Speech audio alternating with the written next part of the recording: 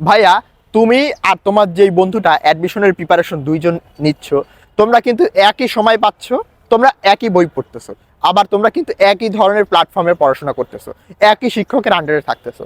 তারপরেও দেখা যাচ্ছে যে কিছু শিক্ষার্থী চান্স পাবে আর কিছু শিক্ষার্থী কিন্তু মানে বেশিরভাগ শিক্ষার্থী কিন্তু চান্স পাবে না। এর কারণটা কি? আসলে তোমাদের এই যে চান্স যারা পাবে আর যারা পাবে না তাদের মধ্যে মূল পার্থক্য গড়ে দেয় কোনটা? সেইটা হচ্ছে টেকনিক। আসলে পরিশ্রমটা অত্যন্ত গুরুত্বপূর্ণ অ্যাডমিশনের জন্য, কিন্তু ভাইয়া তুমি যদি টেকনিক ছাড়া পরিশ্রম করো তাহলে সেইটা হয়ে যাবে পণ্ডশ্রম। পণ্ডশ্রম বুঝো, অর্থাৎ কোনো ফলাফল কিন্তু তোমরা পাবা না। সো এই টেকনিকগুলো কি হতে পারে? সবচেয়ে বড় এবং সবচেয়ে বেশি গুরুত্বপূর্ণ যেই টেকনিক তার ভিতরে একটা হচ্ছে যে ভাইয়া তোমাকে জানতে হবে ঢাকা বিশ্ববিদ্যালয়ের ভর্তি পরীক্ষায় কি আসে আর কি আসে না। বুঝছো?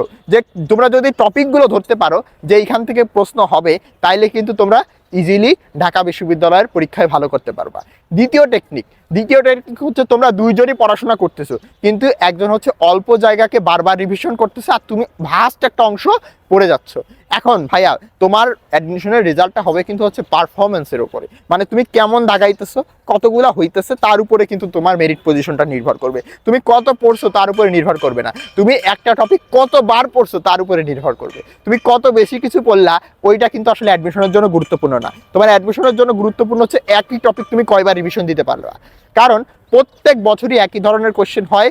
ওই টপিকগুলো তুমি যদি পারো তাইলেই কিন্তু তোমার চান্স হয়ে যাবে। আর ঢাকা বিশ্ববিদ্যালয়ে চান্স পাওয়া সহজ, কারণ কি ভাইয়া, তোমাকে কোনো কঠিন প্রশ্ন যদি আসেও সেইটার সংখ্যা থাকে খুবই কম, ওইগুলো তোমার উত্তর করা লাগবে না। হ্যাঁ, তুমি যদি মোটামুটি যেইগুলো সহজ প্রশ্ন সেইগুলোর সঠিক উত্তর দাগাইতে পারো তাইলেই কিন্তু ঢাকা বিশ্ববিদ্যালয়ে তোমরা চান্স পেয়ে যাবা। আরেকটা বিষয় বলবো, সেটা হচ্ছে তোমাদেরকে মেন্টালি প্রিপেয়ার থাকতে হবে যে না, এবং মোটিভেটেড থাকতে হবে যে না, আমি অবশ্যই ঢাকা বিশ্ববিদ্যালয়ে চান্স পাবো। কারণ এই যে মেন্টাল স্টেটটা তুমি আর তোমার ফ্রেন্ডের ভিতরে কিন্তু অনেক পার্থক্য থাকবে, কারণ নানান রকম মানুষজন কিন্তু নানান ধরনের স্টেজে আসো।